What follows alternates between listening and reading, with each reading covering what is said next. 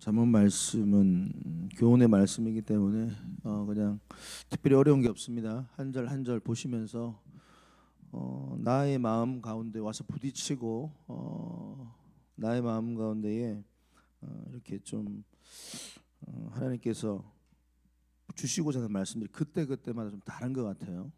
그래서 쭉 이렇게 읽으면서 겸손하게 읽으면서 말씀을 받는 게 좋습니다. 24절 보면은 이제 무례하고 교만한 자를 이름하여서 망령된 자라 하는데 이는 넘치는 교만으로 행한다. 이제 교만에 관한 이제 이야기를 성경이 하고 있는데 이제 하나님이 어찌 보면 제일 싫어하는 게 교만이죠. 교만. 하나님 앞에서 교만한 자, 넘치는 교만으로 행하는 자, 무례한 자, 이런 사람을 또 다른 말로 망령된 자다. 망령된 자다. 저 밑에 보면은 이제 망령된 자에 대한 원어적 표현이 있죠.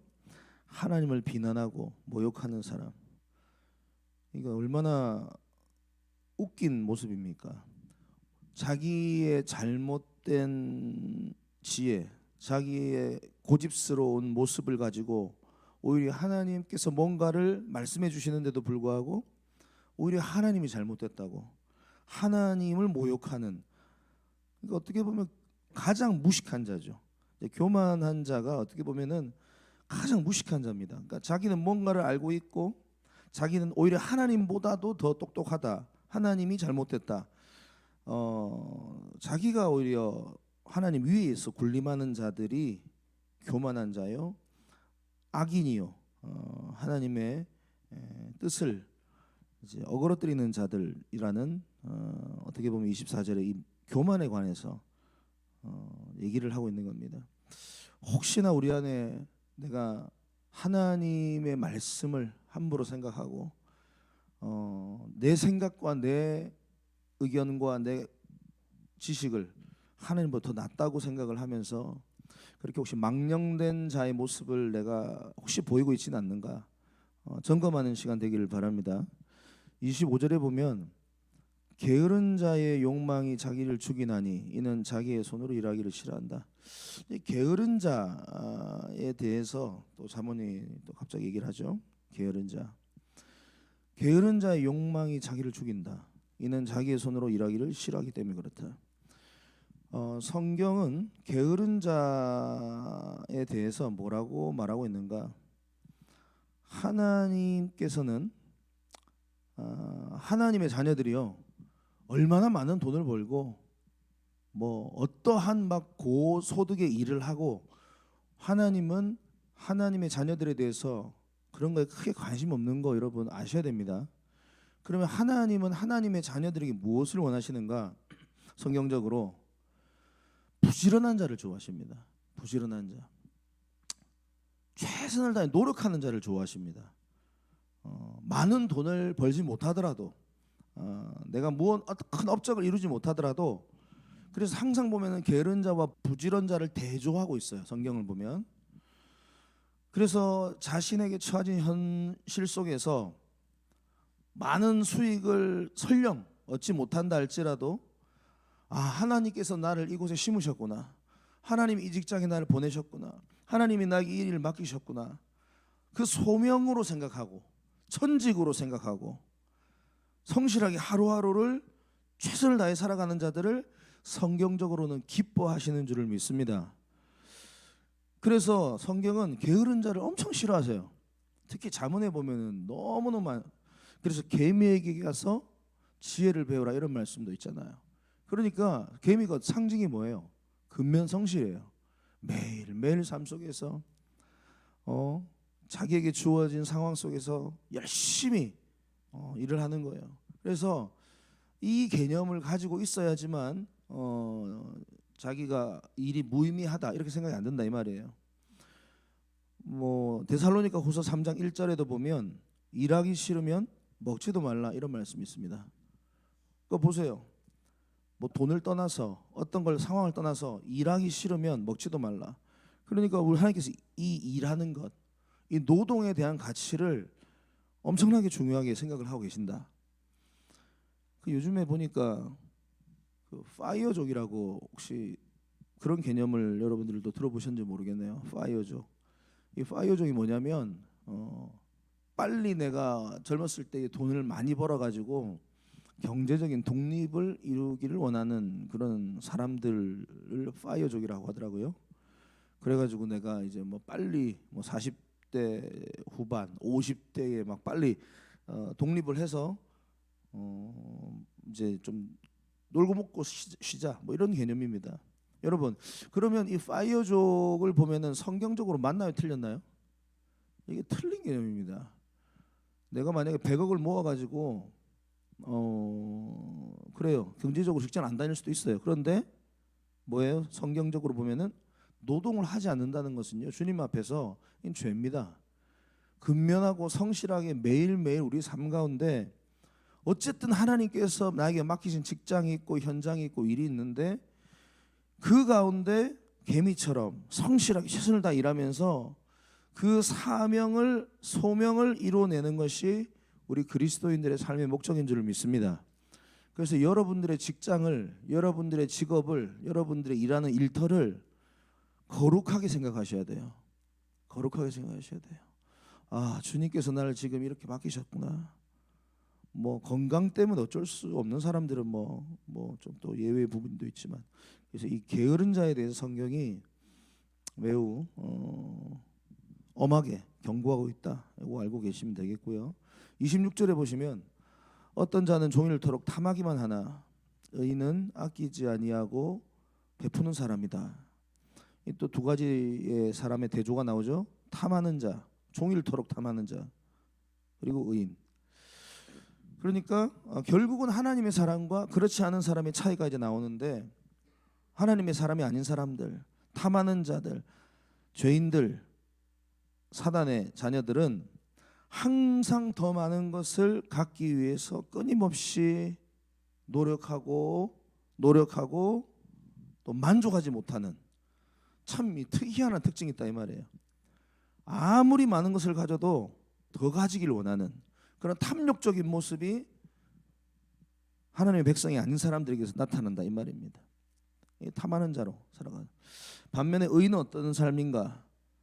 아까도 말했지만 성실하게 열심히 하나님이 선택하신 곳에서 최선을 다해 살아가면서 주어진 것들에 대해서 감사하는 사람이에요. 이게 가장 큰 차이입니다. 아까 탐하는 자는 10억을 벌어도 만족하지 못하고 100억을 벌어도 만족하지 못하고 1000억을 벌어도 만족하지 못해요. 계속 죽을 때까지 가지려고 해요. 그런데 의인은 최선을 다해 살면서 하나님께 허락하신 것들에 대해서 항상 감사하는 겁니다. 감사합니다. 우리가 감사 카톡에 그렇게 매일 감사하는 것처럼. 그리고 하나 더 특징이 뭐냐면 넉넉하진 않지만 나누려고 해요. 나누려고 해요. 보세요. 의인은 아끼지 아니하고 베푸느니라 이런 말씀이 있죠. 그러니까 늘 자기의 형편에 최선을 다해서 나누고 또 섬기고 자기보다 더 연약한 자들을 섬기고 찾아가는 겁니다. 예수의 마음이 있는 거죠. 주님은 이러한 자를 기뻐하십니다. 그래서요, 의인은 결국은 여기서 보면 베푸는 자를 말하는 거예요. 베푸는 자. 우리가 이제 내년에 2026년에 지금 우리 미라클 교회도 지금 인도하고 저기 또 안동하고 돕고 있는데 또 섬길 교회를 찾고 있습니다. 한 두 곳 정도 생각을 하고 있고요. 지금 이제 예정되어 있습니다. 혹시나 더 여러분들도 기도하시면서 내년부터 섬길 그런 미자립 교회 또 선교사님 또 이런 분들 여러분들 혹시나 기도하시면서 또 있으시면 말씀해 주시면 또 함께 또 논의해서 또 섬기려고 합니다. 그래서 우리는 뭐 교회가 개척교회 생긴 지 뭐 1년밖에 안 됐어. 그게 아니다는 거예요. 주님께서 의인은 아끼지 아니하고 베푼다. 그래서 저는 우리 미라클교회 모든 성도님들이 정말로 주님 부르시는 그날까지 우리에게 주어진 상황에서 감사하고 최선을 다하면서 일하지만 동시에 잘 나누는 주의 백성들이 되시기를 바랍니다. 사실 뭐 크리스마스는 당연하고요. 이제 우리 미라클 교회가 이런 부분들을 더 많이 더 넓혀야 될 줄을 믿습니다. 그러면 그렇게 나누는 삶 가운데 행복을 경험하는 거예요. 천국을 경험하는 거예요. 넘어가서 27절. 악인의 재물은 본래 가정하거든 하물며 악한 뜻으로 드리는 것이랴. 악인의 재물은 뭘 얘기할까요? 예배자의 마음을 이야기한다고 볼 수 있죠. 어떠한 마음으로 예배할 것인가? 여러분, 악인도 재물을 가져옵니다. 그죠? 왜요? 자기가 이 재물을 통하여서 복 받고 싶으니까 하나님을 이용하는 개념이겠죠. 그런데 진실로 하나님의 자녀들 예배하는 자의 모습은 어때야 되겠습니까? 어떤 마음으로 예배해야 돼요? 주님을 사랑해야지. 마음을 다하고 뜻을 다하고 힘을 다하여 목숨을 다하여 주를 사랑하는 마음으로 예배해야 될 줄 믿습니다. 그리고 요한복음 4장에 나온 영과 진리로 말씀의 지배를 받고 성령의 지배를 받으며 예배하는 것, 그게 예배의 중요한 가치들입니다. 그런데 이제 악인은 예배를 하긴 해요. 형식적인 예배하는 거죠. 다른 사람들에게 눈에 보여지는 그런 재물들, 악한 목적을 갖고 의도를 가지고 있는, 그러니까 인간들이 바라봤을 때는 와, 저 사람 예배 잘 드리네, 와, 저 사람 헌금 많이 했네, 야, 저 사람 봉사 많이 하네. 사람들을 속일 수 있는 거예요. 거짓된 예배입니다. 그런데 하나님은 외모를 보지 않고 중심을 보신다. 그래서 여러분들이 항상 하나님 앞에서 진실된 예배자 되시기를 바랍니다. 한 가지만 더. 29절. 악인은 자기의 얼굴을 굳게 하나 정직한 자는 자기 행위를 삼가느니라. 또 두 대조가 나오죠. 악인과 의인. 의인은 정직한 자 나오는데요. 그러니까 아까 24절하고도 연결이 되어 있습니다. 이 악인의 특징이 뭐냐면 자기의 얼굴을 굳게 한다. 이게 무슨 말일까요? 오른쪽 보면은 파렴치한 행동을 하면서도 뻔뻔하게 고집 부리는 모습. 그러니까 이 악인은 결국은 자기가 옳다는 거예요. 포인트는 내가 지금 이 잘못된 길을 계속 고집하는 거예요. 하나님의 말씀을 귀에 닫아버린다 이 말이에요. 하나님의 뜻을 받아들이려고 하지 않습니다. 얼굴을 굳게 해버린다. 뻔뻔하게 내 길 계속 간다 이 말이에요. 하나님 말씀에 순종하지 않고. 정직한 자는 뭐라고 했죠? 자기 행위를 삼가는다. 이게 무슨 말일까요? 늘 자신의 모습을 돌아보는 거예요. 내가 혹시 하나님 말씀에서 순종하지 않고 벗어난 건 없는지, 자기의 행위를 늘 겸손하게 돌아보는 겁니다.